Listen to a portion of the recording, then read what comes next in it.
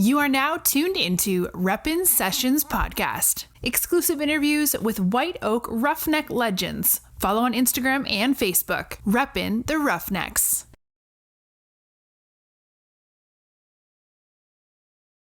Reppin Sessions Podcast, episode 4. We have a good one here. We mentioned last episode, James is now the co-host, so this is our first official podcast, James, together. Yes, today we have Mr. Jerry Kunai Lou Jack Undefeated Davis with us. And I think we need to start out and clarify all these names. All right, where did Kunai come from, Jerry? That gets blamed on Corky Arms. All right, go ahead. We played a junior high 9th grade basketball game in Gladewater and got beat, and we came back to the field house, and my daddy was there to pick me up. Well, 3 or 4 other guys needed a ride, so everybody just piled in, and Corky was one of them. And I had a leather jacket, and it was cold. I had that leather jacket pulled up over my head to stay warm, and Corky looked at me and he said, "You look like an old coon up in the tree." And when he said that, the next day my name was Kunai, and it stuck. And I'm going to tell you, my ex-brother-in-law that passed away here a while ago, every time I'd call him on the phone, his first words out of Kunai. Yes, Corky was an exceptional person. He used to tell me, "Brother Marcus, I love you like a brother." Says, "But the Texas Rangers aren't gonna be any good this year." And he was right up, and he had passed away before they did have their World Series runs. Yeah. Okay, now let's get to Lou Jack. Well, your daddy was the only one. I guess he and Mr. Cox maybe referred to me as Lou Jack, and he had that furniture store there in Gregton. And one day, and my girlfriend and I were driving by, and he stepped out on the front steps and acted like he was punting the ball, and he hollered, "Lou Jack!" You can hear it all over the area, you know. That's the first time I'd heard the Lou Jack thing, you know. Yeah, he would always, we'd be riding around, he'd be talking about you and calling you Jerry Lou Jack all the time. Now, the undefeated comes from you're the only quarterback in the history of the school that started for 2 years. Every game you started, you did not lose. Yeah. So you have that, and you're in some mighty good company. I guarantee you that.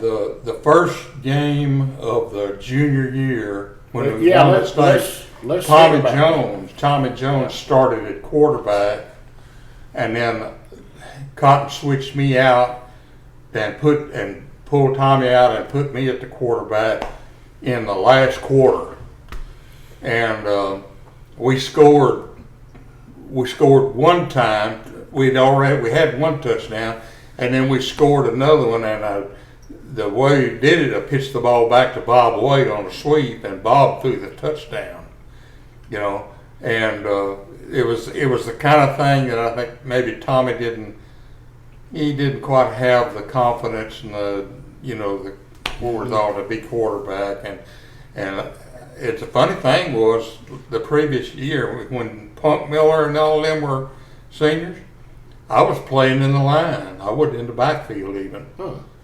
And I remember out there in practice one day, and I had a pulling job to pull and trap somebody on the other side, and the guy it was a sophomore, and he didn't really know much about what was going on, and I hit him right square in the chest and just flattened him. You know, and I heard somebody, Billy Stites or somebody said, "Who is that?" I heard him ask Cotton, and I remember saying, "God, that's Jerry Davis." But I was still going to be a lineman at that age, but it didn't take long. So you didn't play quarterback growing up or anything? That was your first time playing quarterback your junior year? I played quarterback in my freshman year when we had a freshman team. and I was lucky to play because I had a serious accident in the spring and broke this arm, compound fracture in my left arm. And Coach Hannick was really serious about saying, you need to sit out a year and let that arm heal longer, because it had happened in the spring. But by the time we reported in the fall, ready to go, I said, I'm fine, let's go. Well, tell me about Coach Hannick. Let's and then we'll jump back to this other. You know, when you think back to that, when they built that new gymnasium that sits up above the football field, I don't know what, it's probably a middle school gym or something like that. I think so now. I was looking through the annuals, and I brought one of those annuals with me, that they built that new gym, and Don Davis, Richard Robb, and Lynn Vaughn, and a bunch of those guys were on the team that got to open up that new gym. Well, they ended up winning the state championship that year. They won a state championship in Austin. What about Mr. Hannick as a football coach? Coach Hannick was so conscientious and dedicated to coaching that I believe he could have coached anything. Okay, Wendell Nose told my daddy, they were friends, you know, when Coach Hannick left White Oak and went to Pine Tree, he says, I don't care if he ever coaches basketball. I wanted him over here because he had the reputation of getting young kids ready to play high school ball. Yeah, oh yeah. What about Bob Perry? Wasn't he your also? Bob was, I didn't work under him very much. I mean, the thing I know about Mr. Perry was I took all my shop classes under him, and I enjoyed the heck out of that. I mean, he in fact, it was drafting and building wood projects and then metal projects and all that sort of thing. I thought he was great. Were you in Roy's class the day that the boy came from Gladewater and they were under the old gym getting some wood out to make a project, and that boy from Gladewater was shooting Bob Perry the finger, and he saw the shadow, and he turned around and grabbed both of them and popped their heads together. And Roy says, it wasn't me, Mr. Perry, it wasn't me, Mr. Perry. Now, that's a Bob Perry story. He told us that in high school. Yeah, I liked him. He was a good teacher. And there was another teacher we had that I really liked was Wesley Watley. He taught American history and world history and civics and economics and those things. Wes was the principal at Foster's when I went there. Who? Mr. Watley. Wes, oh, he was? Yes. Me and him had lots of times talking about y'all. And he's still alive over on Spring Hill Cutoff. Oh, you're kidding. Yeah, and so is Alfred Lacey in Gladewater. Both of them are alive. My gosh. Well, I'd like to go see him. I really liked him. He's the one. It was his duties to teach us how to read and research and write a document and put footnotes and all the things giving credit to where he got the information from and so forth. And he was outstanding in doing that, and I really enjoyed it. Most of the time, that's issued in English class, but he did it in so when he wasn't playing jokes. Yeah. Now he loved to play jokes when I knew him. Yeah. He was real good with pistol. Yeah. And there was a guy over in Shreveport named Jim Clark. And Jim Clark had a shop that he made custom pistols. And he made the pistols for Mr. Watley to use, and they together went to the national championships, I think up in Detroit. Yeah, I knew that. Somewhere. He did. And Mr. Watley was good with those pistols. Cotton told a story about how he was giving a demonstration in the cafeteria and he missed and hit the mortar or something, and Mr. Fagg said, "That'll be all, Mr. Whiteley." And so I went back up to Foster and told the principal. At the time, Mr. Whiteley was in the personnel director, and of course they were talking about tearing the building down, and they got this fund up to save that old building, and Whiteley just didn't know who had done told on him, and I told him Cotton, but Cotton just started going like he was shooting a gun when I mentioned Whiteley's name. Okay, let's go back to, we were talking about, I know that first game where you took over as quarterback was New London, and we lost the ball game. Yeah. And then you picked up right That's it. there. From there it was. Is there any specific game your junior year you'd like to talk about, any district game or that was close? You know, my junior year, amazingly enough, Hawkins played us tough. I mean, we beat them 20-6 here at White Oak, and then went on and won that state championship. Mm-hmm. And I remember that as being tough. But then the next year, senior year, they were getting all kinds of write-ups in the newspaper about how this was going to be the tough game, you know, and there was doubts about which team was going to win it. And I'm telling you, Roy, in that Hawkins game, I think he scored 4 touchdowns, and we beat them 42-0, just slaughtered them. Yeah. You know, and I remember how vicious everybody was trying to get Hawkins players. You know, it was we had some people that knocked your head half off. I guess this is going to be a Cotton Miles question to ask, but I don't know if you know this or not.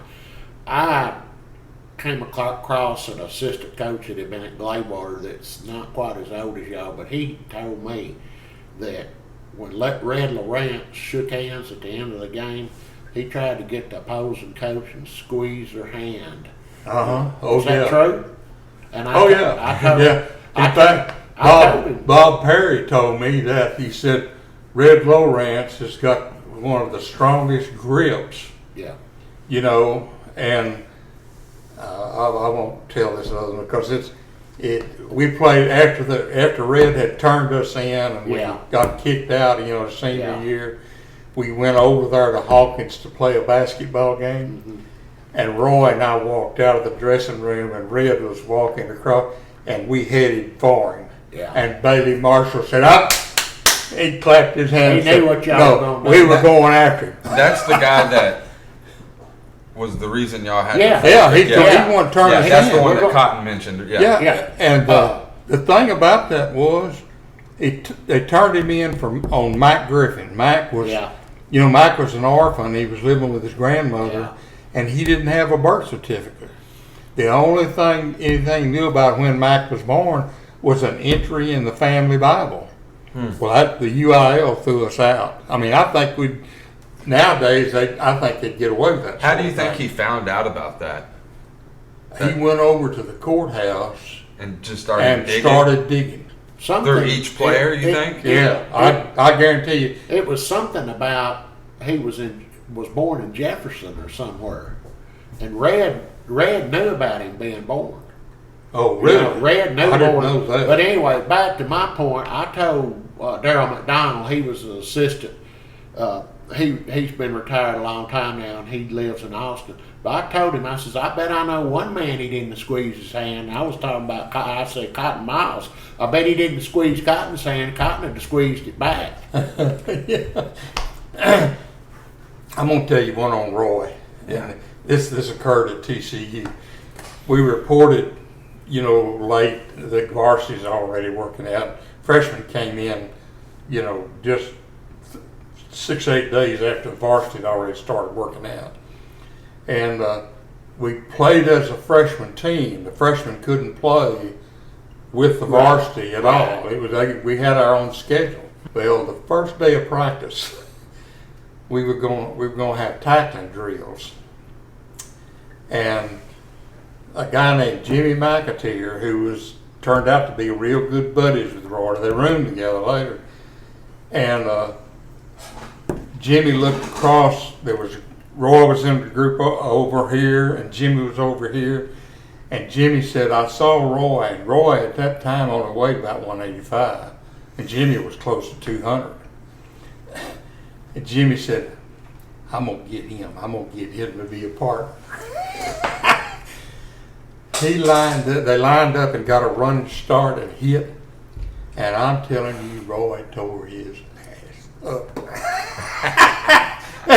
And Jimmy was telling a story. He said, that's the hardest I've ever been hit in my life. Wow. He said, I said, how many more times did you avoid him in that line? You got somebody else to hit, you know? And he said, oh, yeah. Roy he'd had that hemorrhoid thing and lost a lot of weight in the spring after the track season was over. And he had not gained his weight back when we reported his freshman up there. So he wasn't very big. But boy, in terms of being able to hit people and all, he hadn't lost any of that. I mean, he was tough. Where were you when you found out that we had been disqualified? What were your feelings? You know, did Cotton come in and tell you? I think he brought us all into a room. In fact, I think it was the room right there on the front facing the street in the high school, and got us all in there and told us that there was a good chance we were going to get kicked out. But that was before we played Edgewood. Yeah. We knew then that we'd been turned in, and there was already discussions going on between administration and the UIL in Austin. And then after we played Edgewood, they called us back into that same room, and he said, we've gotten the word that we're out. You know, we no longer are playing for the championship. And that was when at the last two games of the season, we had beaten Quitman 72-0, and we beat Edgewood 72-12. I mean, just slaughtered them. And the team that we ended up winning the state, I think, was White Deer. That's right, White Deer. Yeah, and we ran against them down in the state track meet, and they beat us about yay far. And Bailey Marshall said, if Roy had had another 10 feet, we'd have won that 440 relay. You know, but they wouldn't have. I don't think they would have beat us in football. Well, Bailey said he went and saw AA, even AA and AAA, and he said the team that won the AA championship, we would have whipped them with ease. I mean, you look on a roster of Russell Waite being there. Yeah. We were just strong across the line, offensive, defensive line, and we had switched from a 5-2 defense to a 4-3 defense. And Roy was playing one linebacker, and I was playing one, and Ronnie Adams was playing in the middle linebacker. Yeah. And then I got hurt down at Hemphill, shoulder got hurt, and they pulled me out and put Russell Waite in my place. And that was bad news for everybody when Russell got in there, I guarantee you. Yeah. I never played another down of defense until the final game in Edgewood when Matt Griffin was not playing at all in that game, and I took his place in the secondary. But that's the only defense I played all year. Let's talk about go back to 1957 again, and you were talking about the first two games were kind of easy, and then when y'all got to, it really didn't heat up till you got to sundown, did it? No, in fact, there's a real good article in that book that I brought, Paul, that talks about how bad we beat up on Wilmer Hutchins. We played them in Highland Park Stadium, and we had a little hotel that was close to the stadium, and that night, during the night, a norther blew in, and it was sleeting and snowing, and the field froze overnight. And there'd been so much play taking place on the hind part of the stadium that there wasn't much grass on the field. Most of it was bare ground, and that doggone ground was frozen, you know. And but that they had a guy named Wilson Parma, and I forget that he was a running back, and the other one was a quarterback. Both of them went to Kilgore Junior College. And I mean, we just beat them unmercifully. I mean, it was just, that's where Roy got 5 touchdowns. Bob got 1, I think David Alexander caught 1 pass, and I had that long run. And, but you're talking about cold. By the time that game was over, you just couldn't hardly breathe.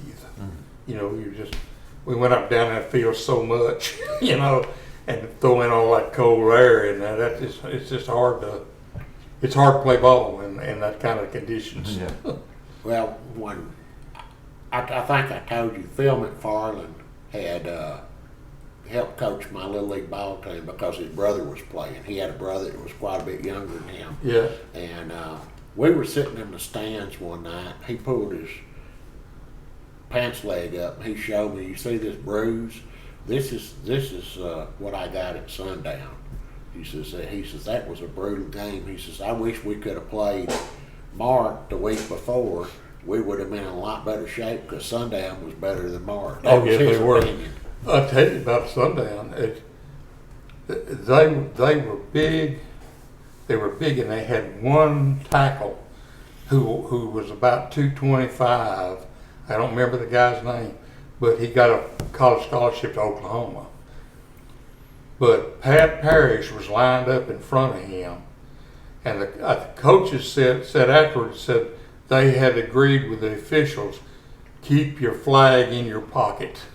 Don't be throwing flags on us, you know, and spending all the time walking off penalties and whatnot. Well, on the very first play of the game, we were on offense, and Sundown was on defense, and that old big boy was playing right in front of Pat Parrish. And that old boy took his fist and hit Pat right in the Adam's apple. And I mean, Pat couldn't, when he came back to the huddle, he couldn't breathe, and he was turning red in the face, and he was trying to cough, and he could, and we tried to get him to go to the sideline, and he wouldn't go. And it took about 3 or 4 plays later before he got to the point he was over it enough to start playing. And from that point forward, Pat was a Golden Glove boxer. I watched him box one night in Tyler. Yeah. He was something. Wow. And he started unloading on that old boy, and the old boy just had a single bar. We just had a single bar face mask. Pat was hitting him in the face with his fist. And I mean, before that game was over, that guy was bleeding. They didn't get ejected or anything? No. Didn't even throw the flag. Oh. I mean, we all considered that guy could have hit anybody on the field, and he'd been better off than hitting Pat Parrish. Right. Yes, I remember Daddy one Saturday night we went over to Tyler and watched him box, and it didn't take him very long to knock whoever he was boxing. Oh yeah. And, but you know, Pat was the kind that he had a good Saturday night. He'd go down to Longview and find somebody to start a fight. Yeah. They'd go out in a field somewhere that was dirt and everything. People bring their cars out to them, and the fight would take place right there in the dirt. I mean, you know, they wished it. When Pat got through with them, they wished they had stayed in Longview. Didn't you tell me that Phil McFarland threw a real good block on a touchdown run? He did. He and Ronnie Adams. Ronnie Adams was the guard, and Phil was the tackle. And we ran what was called a crossbuck, and all I did was open up and just hand the ball to Roy, and then Freddie Sutton came across on a fake, and Phil threw a good block, Ronnie got a good block, and Roy ran over 2 people and went 70 yards for the touchdown. And that was, I mean, he just, once he got out in the open field, you gotta think about Roy. He was, at normal weight, he was 195 pounds, and he could run a 10 flat 100-yard dash. I mean, that was, in fact, our backfield the senior year, I ran a 10-4, Roy ran a 10 flat, Freddie Sutton ran a 10 flat, and Matt Griffin ran a 10-2. It was, and the article that they put in the newspaper, that White Oak has the fastest backfield in the state of Texas. You know, because most times a team will have one good back that's really good and one that'll block and all, but not four backs that had that kind of speed. You grew up with Roy. Y'all known each other for how long? Started the first grade. I mean, did y'all know he was going to be special when you were playing with him? Did you know at the time that? We knew at the time we were in 8th grade because Roy was so tough. I just hated to have tackling drills with him. I mean, and I was in the backfield, my size equal to Roy's size. We both weighed about the same. And Cotton would pair us up in a tackling drill, and Roy just buried me. I mean, that just, you know, he didn't bury me. That's all there was to it. When you look in the annuals, you'll see a game that then we played in Commerce, and Roy was a starting fullback as a sophomore. And that Commerce game was real close, and Roy, basically, his efforts won the ball game for us. Now, when y'all were seniors, let me get this correct. Correct me if I'm wrong. When we got kicked out, you as individuals were disqualified from being all district or all state or anything, because I know I've looked in the yearbook and none of y'all are all state. Here's the thing about it. I done all district stuff, voting and all the coaches voting on. That's what was all political. Okay, so they just decided White Oak wasn't going. Roy Bruce in the All East Texas team, a guy named Randy Ray from Leverett Chapel was named the All East Texas fullback. Yeah. And he couldn't have carried Roy Bruce's jockey strap. I mean, he just went. And another thing was that a guy named Duke Carlisle was a quarterback at Athens. We know who Duke Carlisle is. And I guarantee you, they named me as the All East Texas team, and Duke Carlisle should have been on there. I mean, that guy was. But as far as all state and all district, y'all were stripped pretty much. Yeah. All of you. Yeah. Well, you know, in the junior year when they won the state, we had 5 on the all state team. Yeah. Wow. Did you make all state that year? Mm-mm. Okay. In fact, I didn't even make all district. They voted a guy named Jan Llewellyn from Hawkins. Go figure, huh? Yeah. Oh man. So after y'all got disqualified, was there a lot of bad blood? I mean, as a player, I would be like really upset that a guy went out of his way to, you know what I mean, to do what he did to disqualify you guys. Yeah. There was a lot of discussion about making trip to Hawkins and hunting him up at where his house. I could imagine. Yeah.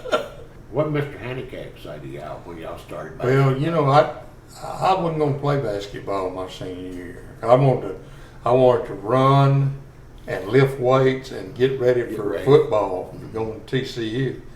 And it took him about 3 times to sit me down and talking about playing basketball. And finally I caved in, and I was glad I did, because, you know, we ended up getting to the state tournament again. Right.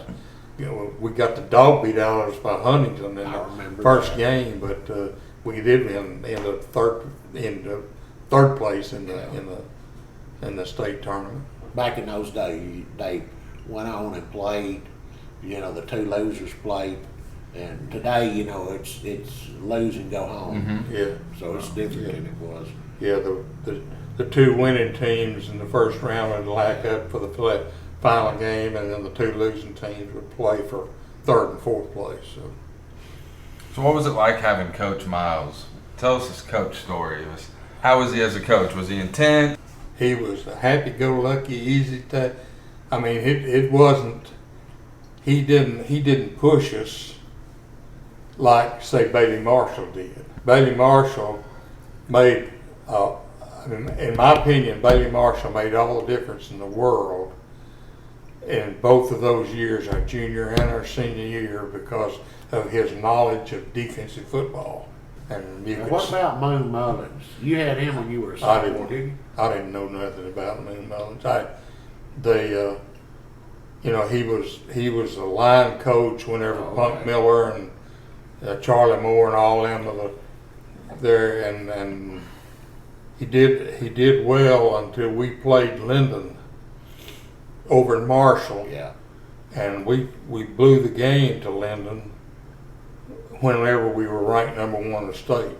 I mean, that was just, we had a good football team, but there was some conflicts that came about, and in fact, I think, if I remember correctly, Punk Miller was a guard, and he was fixing to have to pass up because of his grades.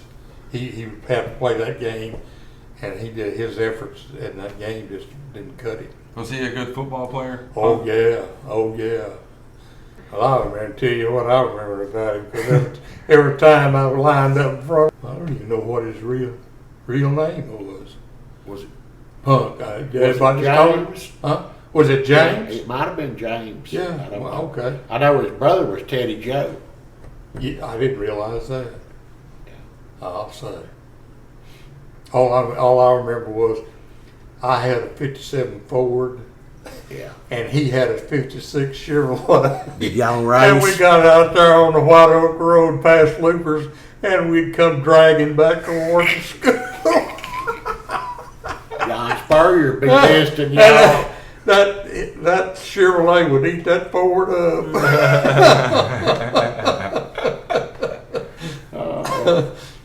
Okay. What about when you found out Cotton was leaving? What was your opinion? Well, I didn't have negative feelings. I thought he was, moving up to the big leagues. He was getting out of this 1A ball, and he was going into 4A ball, and the one thing I remember, in fact, the first year he was there, he had a rough year. Yes. But the second year, he got those kids together, and I was over at Fort Worth, and they played a bi-district game against Pascal, Fort Worth Pascal, in that stadium. Yeah. That Fort Worth Stadium, and he had already turned the corner with those players. I mean, he had a good quarterback, had a good fullback, had a good end. Some of those kids got college scholarships. Was Roy with you when you went to the ball game? Who? Did Roy Bruce go with you to the ball game? No. I don't remember. I don't remember whether Roy was there. Did y'all ever go by and visit Cotton, you and him? Yeah. This is another one that's funny. This is a funny one. I mean, funny. Roy had to go, because his grades are so low in high school, he had to go, in order to get TCU, he had to go take an exam, an entrance exam type thing.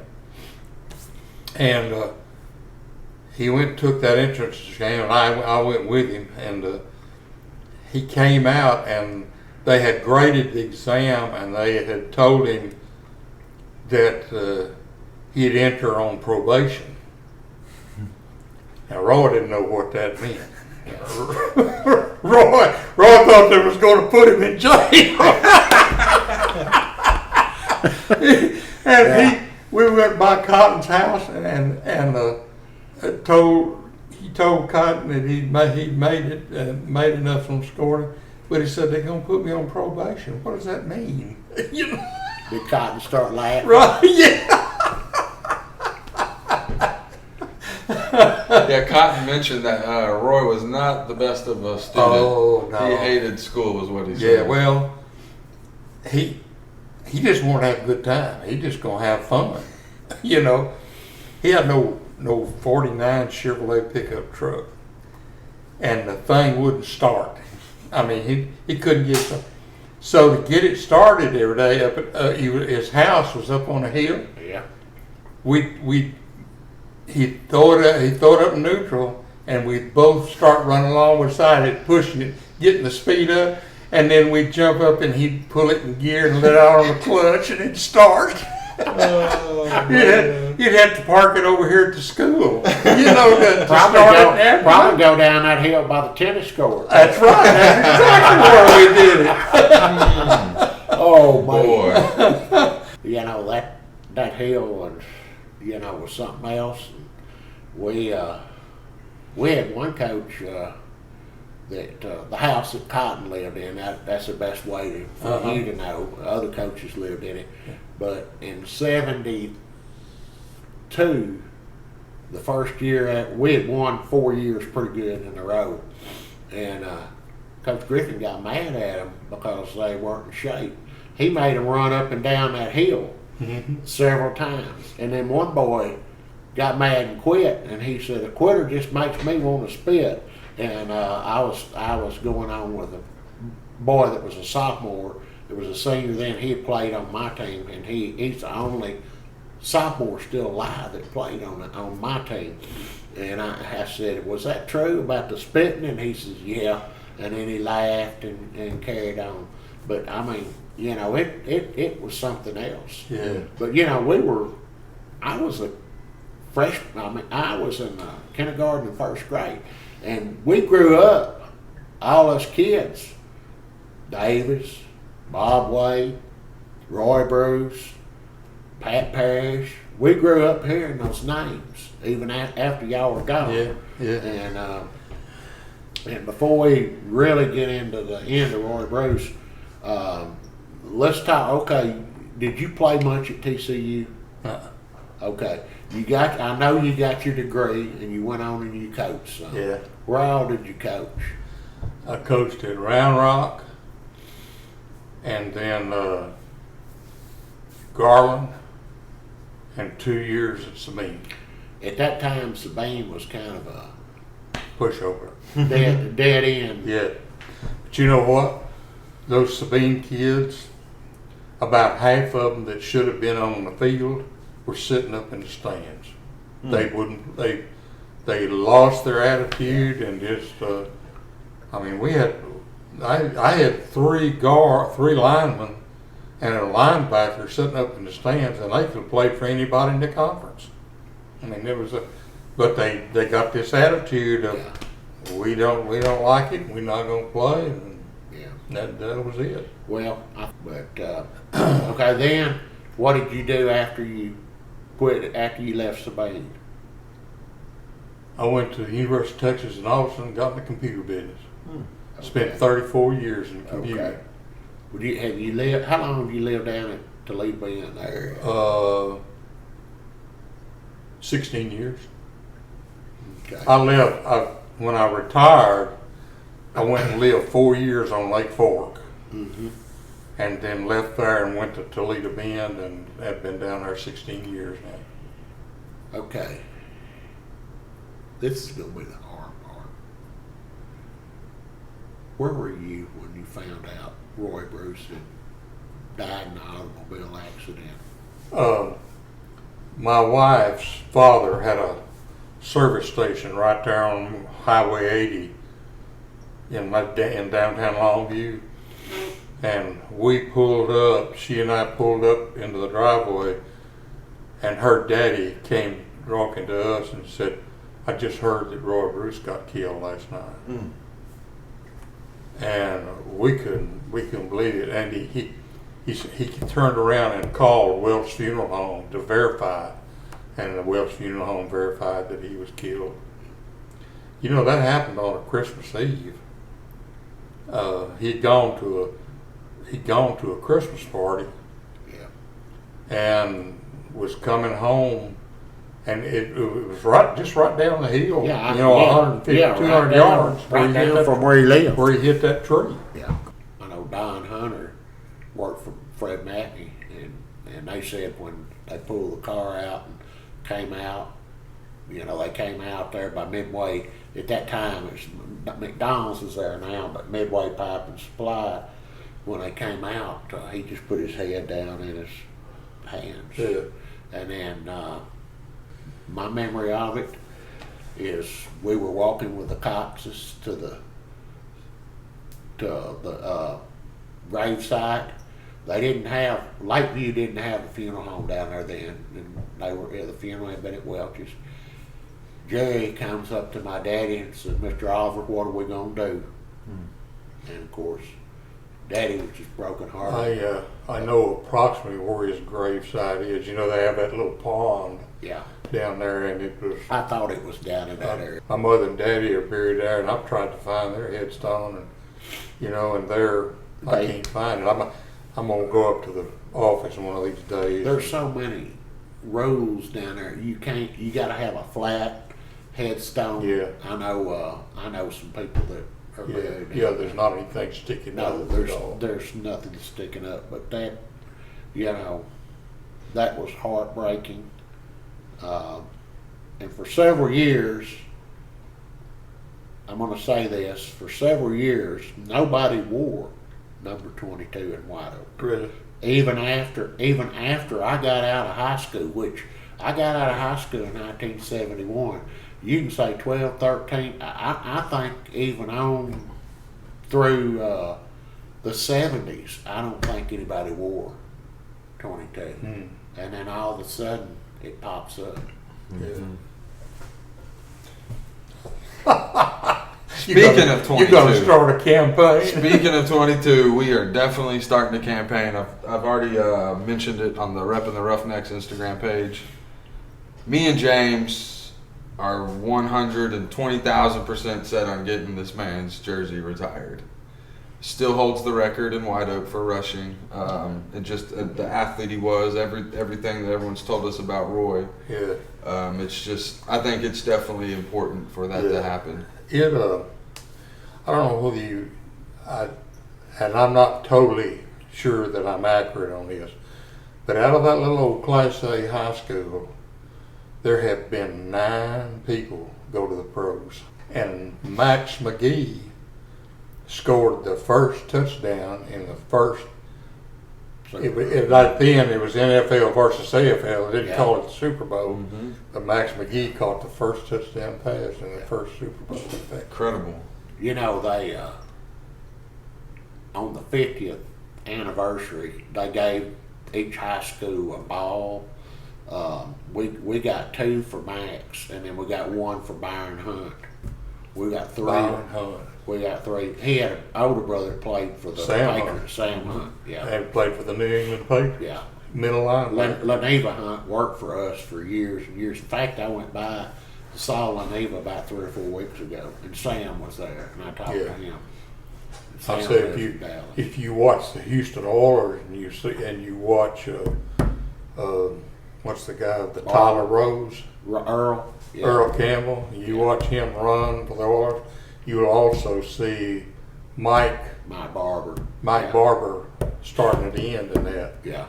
Mike was quarterback his junior year, my senior year. What? He went to Ruston to school. What? He went to Louisiana Tech. Yeah. Louisiana Tech. Yeah. Yeah. Same place Terry Bradshaw went. Yeah. Yeah. He went. And you know the crazy thing about it?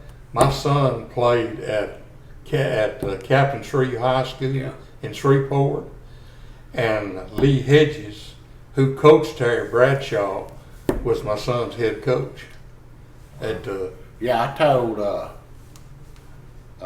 Paul a story about my senior year. We were at the fair, and my girlfriend Catherine Goss, she was throwing a fit to have a bear, and you had to throw a football through the hoop. And here comes Mike walking along. I said, "Hey, Mike!" And I gave him the money, and then I get the bear, and so I'm happy and everything. And then here comes all these other White Oak people, and he just had him a workout that Saturday night, and they ended up running him off because he was about to break him. You don't. I'm sure it's not there now, but in front of the old high school, what was the old high school? Yeah. There was a fish pond, and they had goldfish in the pond. You could sit there. There'd be some lily pads up on top, but you could sit there and watch those goldfish. But we had a kid named Ronnie Adams. And Ronnie, he had lived with his mother in Dallas, but his daddy was dead. His daddy got killed in World War II. And Battle of the Bulge. And so Ronnie, she couldn't handle Ronnie, so Ronnie got sent to live with his grandfather and grandmother, who grandfather worked for the school. Yeah, worked for the school. And they lived right across the street. Well, Ronnie's a mischievous type guy. He'd try anything. He goes over to T.T. Rody's little old stock tank with his fishing rod, and he catches a bass out of that stock tank that was about this long. He brought that bass back and put it in that fish pond. And a bass loves goldfish. I was like, no more goldfish in that pond. Mr. Simmons, whose office, he was principal, and his office was right outside the door where that fish pond was. He comes walking out and he looks down there and he said, "Who put that bass in that fish pond?" And Ronnie said, "Mr. Simmons, I can't lie, I did it." He said, you get that bass out of that pond." So Ronnie walks across the street to his house and he gets his shotgun. Oh no! Oh my gosh! He comes back to that fish pond and he shoots that bass right there in front of the school. Mr. Simmons comes running outside. What happened here? Ronnie said, "Well, you wanted me to get that bass out, so I shot him and now I've got him out." He put Ronnie out. He threw him out of school for 3 days. That was his, man. It was, like I say, Ronnie he went to Stephen F. Austin's school and he majored in biology, and he kept the biology department supplied with snakes, for doing procedures on snakes. And he'd go down in the Angelina River bottom, which is just south of Nacogdoches, and he'd catch them dadgum snakes by his hand. I mean, he'd come back with dadgum water moccasins and have supplied snakes for the biology department. That's kind of he was. So I want to ask another question, going back to Coach Miles. I asked Coach about him leaving White Oak and kind of get into what happened. And I just want to know, on your perspective, you were just a high school student then, you're just a ball player for him. Did y'all know of anything that was going on as far as like a split in the school? Did y'all know that there was people that weren't on his side? I mean, was that like something that students knew and the ball players knew? I don't think it was something that people in the community were involved in. Coach Miles blamed it all on Mr. Carrington, superintendent, and C.C. Simmons, the principal. He said it was their job to do the research and find out whether or not Matt Griffith was eligible, because White Oak had gotten kicked out of the playoffs with an ineligible player back in 1954. 54, yeah. Something like that. And they had a guy named Howard Keck that came in new from that year, and from Arkansas, from Arkansas, and they researched that, and White Oak had to forfeit 3 games that they had won in the early part of the season, and they beat everybody else out, but Gaston had the better record since White Oak had to forfeit 3 games. And White Oak could beat them too. Yeah, beat them bad. Yeah. But you know, Gaston had 2 players. They ran a single wing offense, and they had a guy named Claire Branch, who was a tailback in that single wing offense, and he started 2 years for the University of Texas in Austin. That was how good he was. But White Oak had, you look at the roster, in fact, I made sure I brought that annual, those players in there. Edwin Robertson, and there was Buddy Baker, and a guy named Joe Thomas, and it was an all-stater as a tackle. And they had a good team, and they got kicked out over that deal, and Do you think Cotton Miles blamed that on the principal and the superintendent, and when it happened again in our senior year, Cotton Miles said, "I've had enough." Do you think that if that wouldn't happen, he would have ever left? I've never asked him that question, but I just as a perspective, do y'all think that maybe would have happened, or you think he would have stayed in White Oak if that would have happened twice? I think he would have stayed. There was good teams coming. You know, they the next year wasn't real good, but then you got Russell White, James King, and Tommy Arms, and you know, a bunch of good linemen, and they were tough. In fact, Russell got hurt in quarterfinals. And the quarterfinals, and he didn't get to play in the semifinals, and they got barely beaten in the semifinals. Yeah.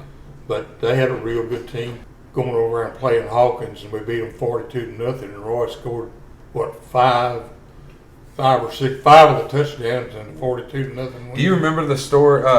Coach talked about it. How he said Roy, last play of the game, he threw up running the ball. Do you remember that game? I don't. I remember the game, but I don't remember Roy throwing up like that. I guess Cotton said that.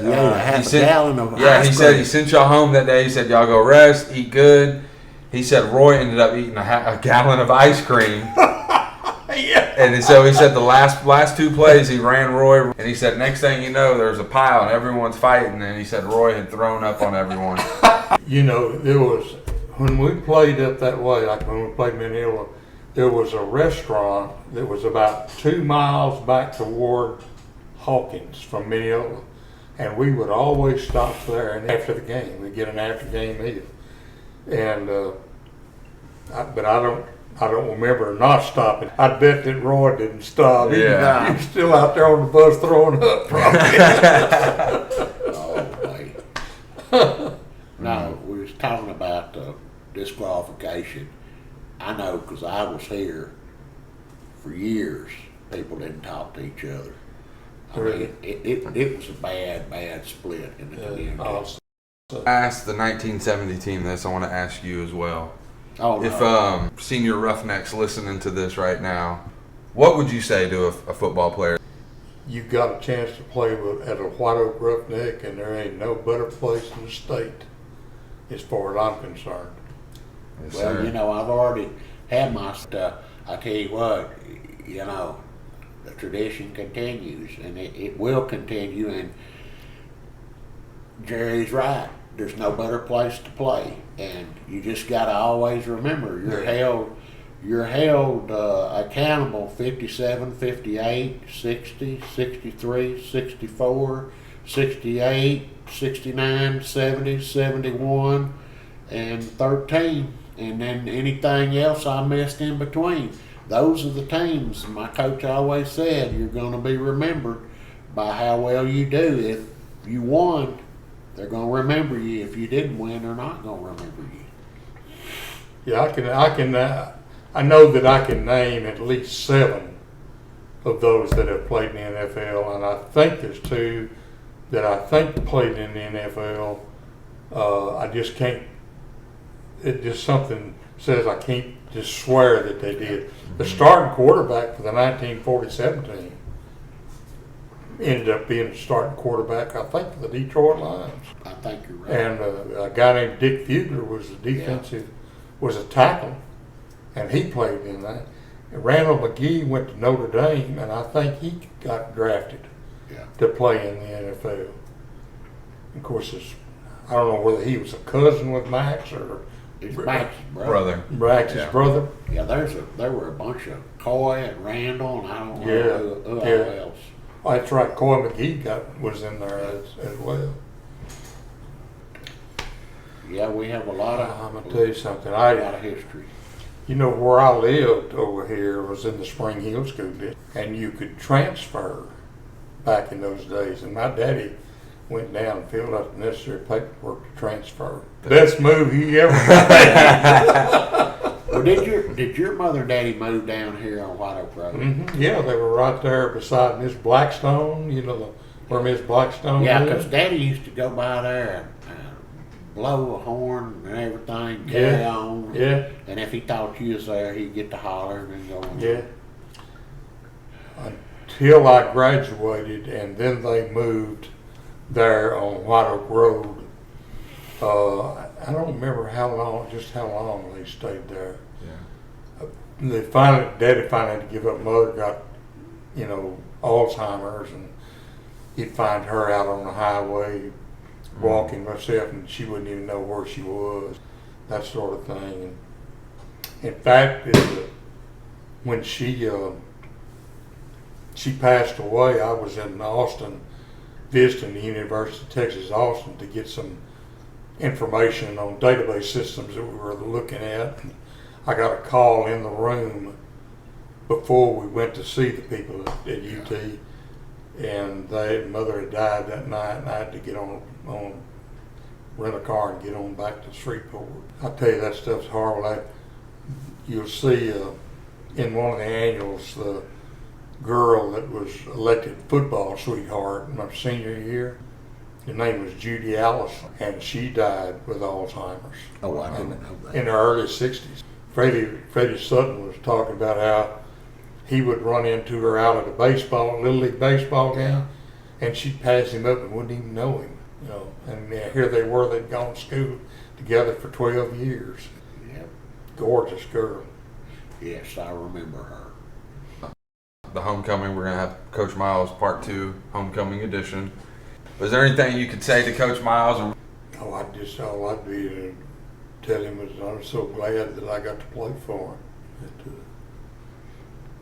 That you think of all the different coaches who've been at White Oak, it'd be hard to. Well, I guess Andy Griffin was a good coach. Yeah, he was a good coach. And of course Bailey was a good coach. And in fact, Bailey made the difference in our team because of his defensive knowledge. Cotton could get us on offense, and Bailey was really good at defensive schemes and all. But I've not known any coach while I was in coaching that I would rather have than Cotton Miles, as a head coach. I probably shouldn't say that, but I will anyhow. I don't think Cotton was a great football genius while he was here at White Oak, but after he went to Woodrow Wilson and got in that big classification, he had to learn, and he spent time with good coaches. He was a sideline coach for the Cowboys. Yeah. Yeah. He just. Yeah, I talked about one night we went up there. They were playing Kimball they called it the city championship. Yeah. And they were playing at PC Cobb Stadium. And I think it was the year that after Russell and them had gone to semifinals, and we sat down up in the stands, and about that time Daddy let loose. Turn them loose, let them roll, Cotton. He turned around and he just grinned, and then he went on back to coaching. We went out and talked to him at the end of the game, and the game ended tied on penetrations, and Cotton won on first downs. I'll say. So, yeah, He was solid. It wasn't Scotty. Didn't Scotty play for Brian Adams? Yeah, Scotty played for Brian Adams. Yeah, that's just an interesting thing. That there was one.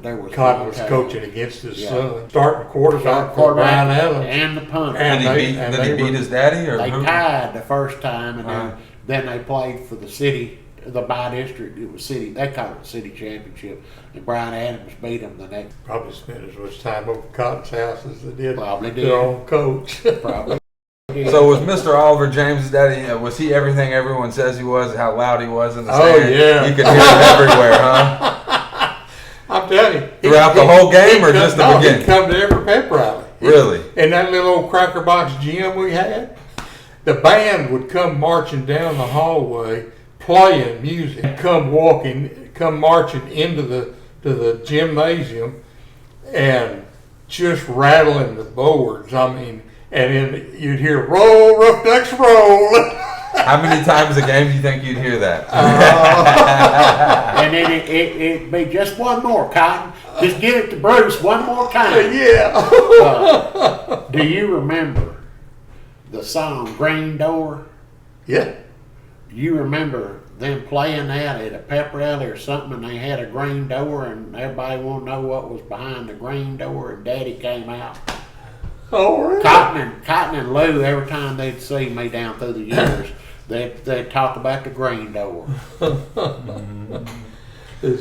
I told James I'm gonna bring back the roll Roughnecks roll. You're gonna hear me in the stands this year. Well, you won't hear screaming it. James is gonna be like, oh gosh, he ain't gonna see me probably, but he's gonna hear me. He's gonna be like, oh man. So just be prepared now. If you hear that, it's from me. I got to where I don't go to out of town guys unless it's Spring Hill, Sabine, something like that. Well, I got so many kids that I know in Gladewater that it's tough. It's tough. I mean, the mayor over there, his boy Zach Ship, he's a good ball player, and it's real tough. I try to. And then the 8th graders, I try to, and then one of the coaches over there, the Clower man, they have the meat market over here on 42. He's a good friend of mine. So I have a tough time. Gladewater I happened to be at the White Oak Gladewater game, and it was played at White Oak. And it was a guy named, I believe it's Stoney Williams. You sure it wasn't Stoney Clark? Yeah. Big old guy that played at Texas. And he was a sophomore. Yeah, stopped Oklahoma. And I watched him as a sophomore, and I said, the kid can't move. He's too heavy. But then he got to the point where he was developing, and the University of Texas signed him. And I guess he was a nose tackle for the University of Texas. Boy, he was something else. He stopped Oklahoma on the goal line. I mean, won the ball game. Before we end it, I do want to talk about the state game. The state game? State game. We haven't really got to talk too much about that. I know Cotton said that when y'all got back from town, everyone wondered what happened. And he said, well, we tied. Y'all were putting up a lot of points that year. Take us back to that game. Was Mark that good of a team? Well, the things I remember about that game is we were going back and trying to throw the ball, and they had a big old lineman. He went to Texas A&M. I can't remember his name, but he went to Texas A&M, and he was breaking through a lot, and I never could get set up to where I could throw the ball right.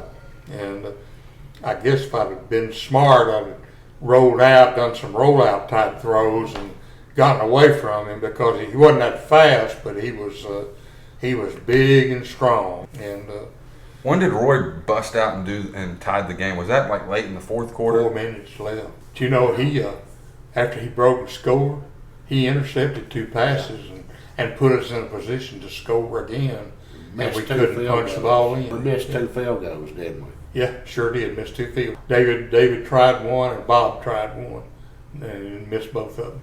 Yeah, In fact, there's a poem that Moon Mullins wrote about that run. And I don't know who, somebody, we had a kind of a class reunion, and they read that poem. And there's something about Bruce got loose, you know. And is it in the annual? Huh? Is it in the annual? I know it's not an annual. And I thought I had. I may be able to find that at home somewhere. That'd be cool to read. Yeah. Yeah. How was he? Did he know he was a bad boy? I mean, how was he like personality wise? Was he quiet? No, had fun. Yeah. Big fun. he I mean, he was mischievous. I tell you how, and I'll tell you what's wrong with it. In that old gymnasium, there was in one end of the gymnasium, one corner, there was a chain, one of those big, thick, wired chain link type devices that separated that off, and he couldn't get in there, so he climbed. You're talking about the gym that's the old gym, the closest to the administration. Yeah. Okay. And he climbed up the brick wall of that gym up on the second floor with his fingers, and managed to get a window pried open, and got into the area, and there was all kinds of pictures. He was on the Gator staff, taking pictures and all that. He must have come out of that thing with 500 pictures. He got all that 500 pictures and so forth, and then he took them all to his little old house. He had a little old house that he and his brother shared, held by, and they put those pictures up. The wallpaper was those pictures that he got out of that. I wonder what happened to those pictures. Oh, no telling. But I don't know. I tried to go follow him up. I couldn't get that far off the ground. And he climbed that. So it was true he got kicked out of every basketball game too, from Coach Miles said? He was a roughhouse basketball player. Yeah, I'll tell you what. I know he got a foul down against Huntington. He pushed a little fat boy that was down.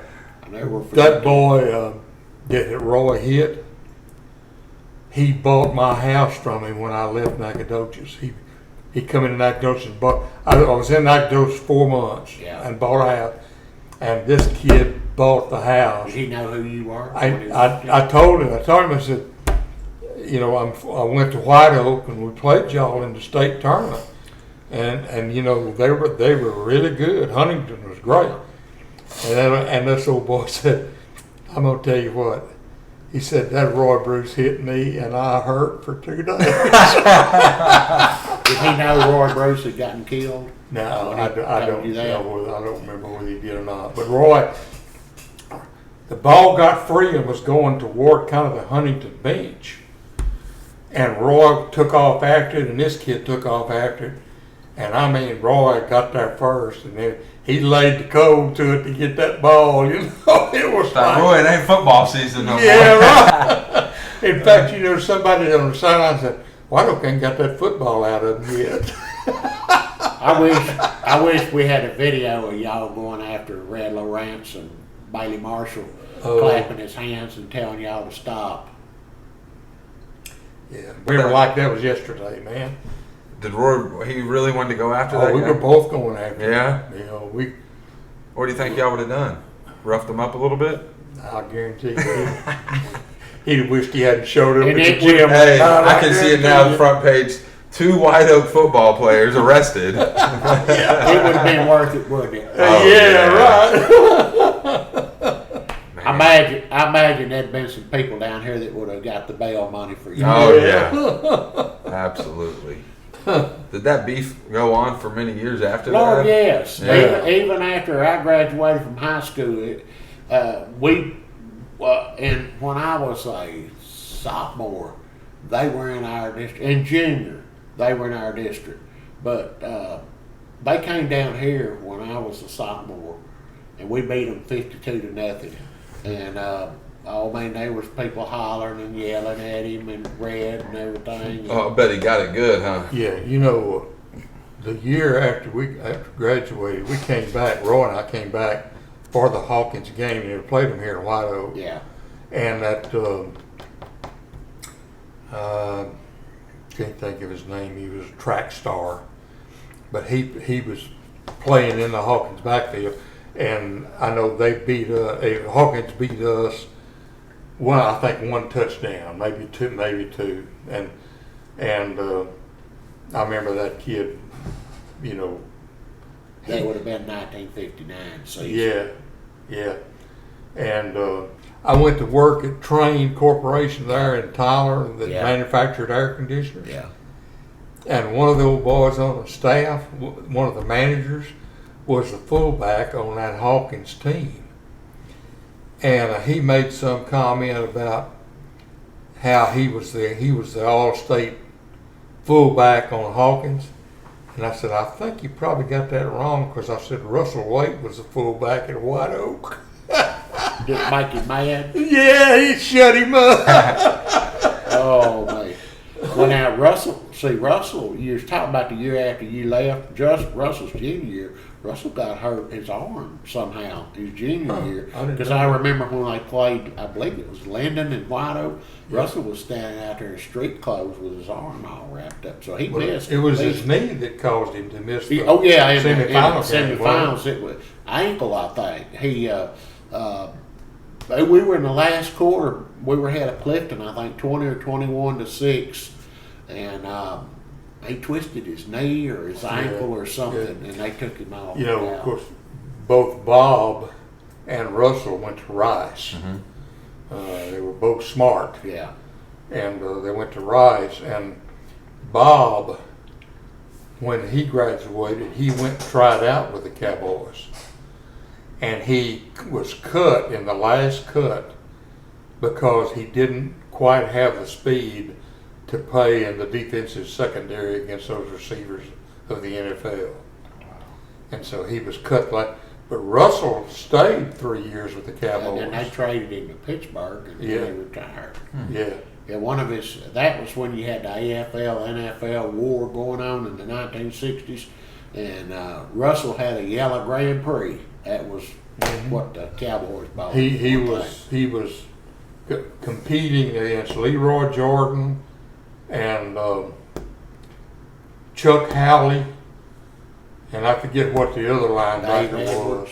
And he was a backup linebacker for one of those outside linebackers. Yeah, he could have gone on and played some more for Pittsburgh, because you're talking about 60, probably 66, 67, before they got, before Chuck Noll got there and they got good. You know, of course, Mike Barber made it big with the Oilers. Yeah. But Bailey told me that Terry Barber, he went to Miami and played down there and then got walked off the field or whatever. Mm-hmm. And for a couple of years he didn't play. And then he went up to Dallas and tried out for the Cowboys. And Bailey said he almost made the team. Terry Barber played halfback, and he threw a lot of halfback passes, a lot of touchdown passes, mainly to Ronnie McKinney and Danny Linder. Yeah, that team that Terry was on. That's the one that tied Hallsville. And one that played Hallsville such a good game, tight game. In fact, I remember seeing Bailey he was going up into the press box because Hallsville was playing Bastrop, and I was up there because I had been scouting Bastrop down in Austin.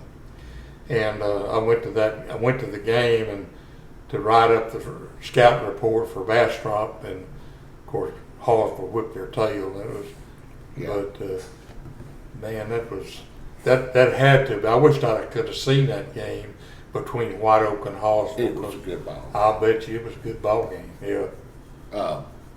See, that's Paul. These younger kids don't understand.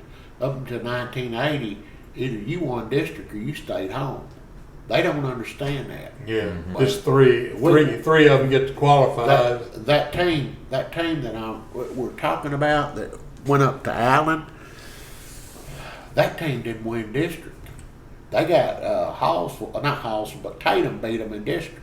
Because I was sitting by Ronnie McKinney at the ball game. Yeah, they didn't win district. But see, what happened was, and I think Tatum had their number. Tatum got beat in the first or second round. So White Oak didn't have to play Tatum, in the playoffs. Yeah. And then we just rolled on. Yeah, we had a good ball team. But we made one fatal mistake against Tatum right before the half. We had a fourth down close to midfield, and we went for it, and McKinney was sitting up there hollering, he needs to punt, which you'd have put the ball down there with less than 2 minutes, and, they probably wouldn't have scored. But we didn't make the first down, and then they went on down and scored. Yeah.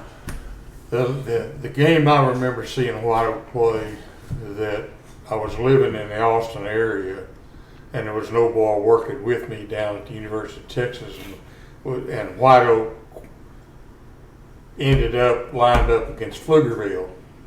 And Mike Barber was the quarterback, and there was a small black kid that was a running back. Joe Stevens. Yeah, okay. The one that broke. He broke at close to the end of the game. He broke on a draw play and went down to about the 23-yard line. And then the next play, we got the ball down to the 17-yard line, and it was 2nd and 4. Then we ran a rollout, and I know what you're fixing to tell. They took the ball out of Mike Barber's arm. Yeah. It was a good game. It was that was my senior year. I was left tackle. Were you? Yeah. You kidding? See, you didn't even know that. We first off, we took the ball, opening kickoff, went down to the 2-yard line, and somebody moved, and it was, instead of 4th and 2, 4th and 7. Bobby Hawthorne, he was used to running this next pass pattern from a split position instead of a tight, and they called it from a tight, and the ball was right on his fingertips. He didn't catch it, and they got the ball. Yeah, we missed the extra point. They made the extra point.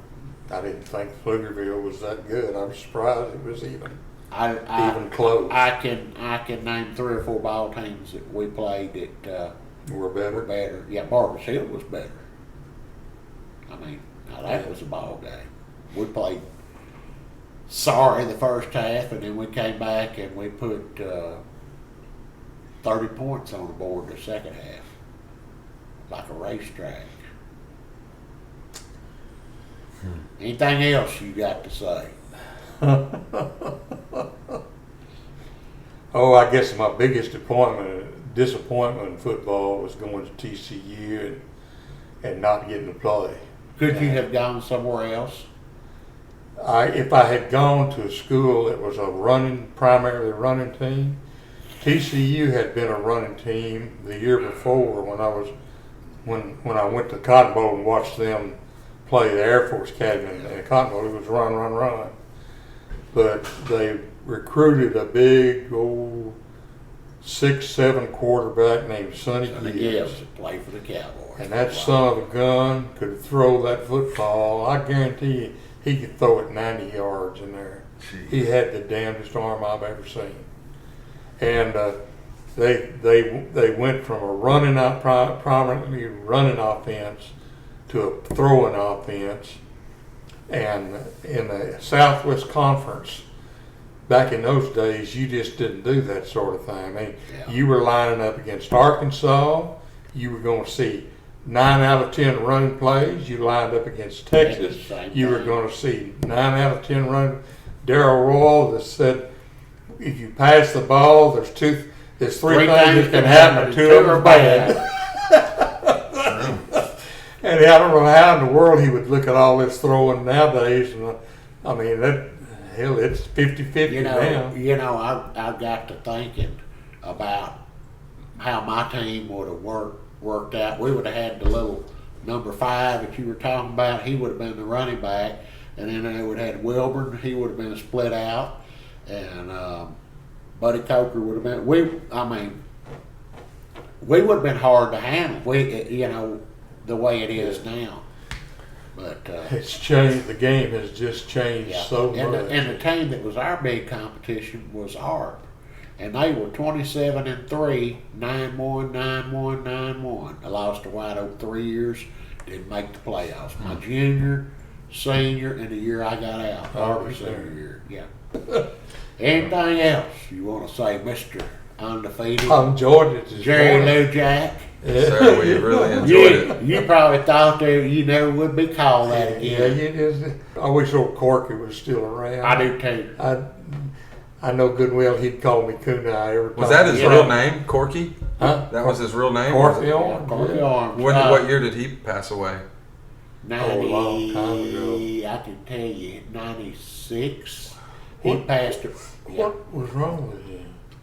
He went out. He was out in the yard, and he was mowing, and he just, they had heart trouble had run through that family. Really? His daddy had. Is Jackie still alive? I know Tommy is, and Lewis is. I don't think Lewis's health's that good. I don't know. Yeah. But you don't know whether Jackie's still alive? No, I don't ever hear nothing out of Jackie. I don't know.